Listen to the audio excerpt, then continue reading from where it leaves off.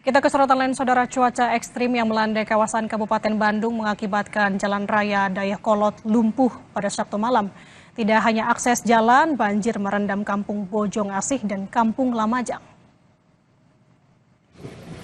Hingga Sabtu malam, saudara, akses Jalan Raya Dayakolot Kabupaten Bandung belum bisa dilalui kendaraan roda 2 ataupun roda 4. Warga yang melintas harus berjalan kaki atau menaiki delman. Menurut warga, banjir sudah terjadi selama 2 hari dan berdampak pada terganggunya aktivitas.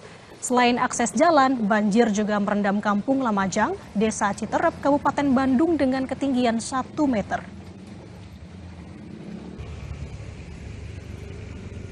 Banjir ini terganggu nggak Kang aktivitas ini? Jelas lah terganggu.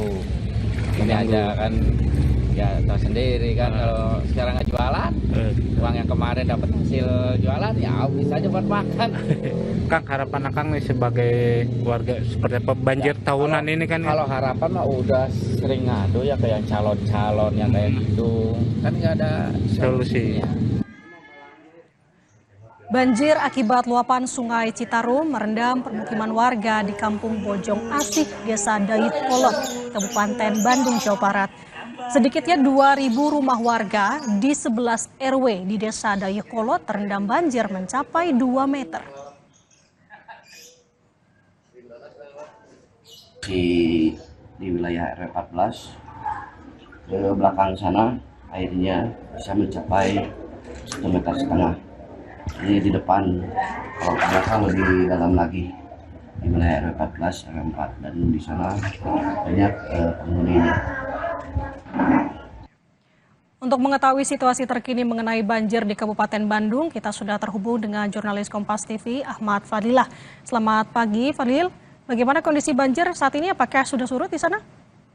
Ya, dapat saya laporkan kondisi terkait dari banjir yang melanda kawasan Dayakolot Kabupaten Bandung, di mana pada minggu pagi ini kondisinya sudah mulai surut, tidak seperti pada 2 hari yang lalu di mana Jalan Raya Dayakolot yang sempat lumpuh tidak dapat dilalui oleh kendaraan roda 2 maupun roda 4. Pada minggu pagi ini sudah bisa dilewati oleh kendaraan.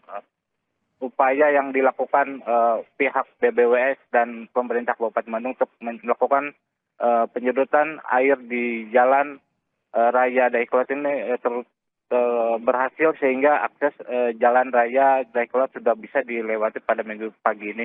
Tetapi untuk di 2 kampung seperti Kampung Bojong Asih dan Kampung Lamajang kondisinya memang masih terendam banjir, tetapi pada minggu ini pun situasinya sudah mulai surut, tidak seperti 2 hari yang lalu di mana ketinggian air di 2 kampung ini mencapai 1 meter hingga 1,5 meter. Meski kondisi air sudah mulai surut, tetapi warga masih ada yang memilih untuk mengungsi ke sanak saudaranya untuk menghindari hal-hal yang tidak diinginkan. Demikian dilaporkan dari lokasi banjir. Fadli, Anda sampaikan tadi terkait dengan kondisi dari warga. Nah, untuk saat ini bagaimana kondisi dari warga yang terdampak banjir khususnya di sana? Ya, memang banyak warga yang terdampak dari banjir ini memilih mengungsi ke sanak saudaranya masing-masing, tidak ke posko pengungsian. Dan ada juga warga yang memilih tetap berada di areal rumahnya, berada di lantai 2, sehingga saat ini memang warga pun kondisinya tidak dalam full di lokasi pengungsian, sehingga warga yang dalam kondisinya saat ini pun masih dalam membutuhkan bantuan seperti selimut dan makanan cepat saji. Kembali ke studio.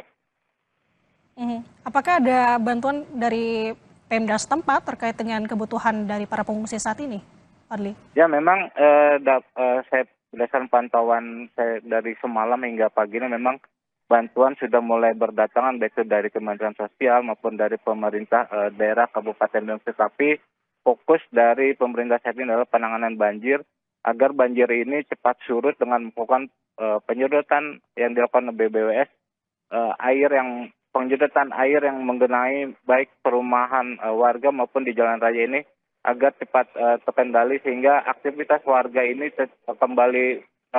kembali normal. Kembali ke studio.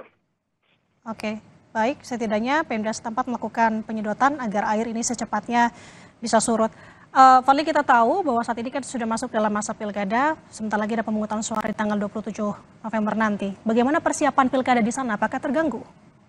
Ya, memang untuk persiapan pilkada serentak yang dilakukan pada 27 November mendatang, memang untuk di lokasi banjir di Kampung Bojong Asih maupun di Kampung Lamajang ini belum dilakukan oleh pemerintah setempat, dikarenakan memang sampai sehari ini pun masih proses penanganan banjir sambil menunggu banjir ini surut. Tetapi ketika saya coba berbincang kepada warga bahwa pembuatan TPS di lokasi banjirnya akan dilakukan pada 2 hari ke depan atau setidaknya pada tanggal 25 atau 20 November untuk pemasangan untuk pilkada serentak. Memang di dalam cuaca ekstrim ini KPU Jawa Barat pun sendiri sudah memetakan bahwa di kawasan Bandung Raya ini memang menjadi daerah rawan bencana dalam waktu pilkada serentak itu. Tapi memang untuk mengatasi hal ini bahwa KPU Jawa Barat menyarankan pada KPU di tingkat kota daerah untuk mencari tempat atau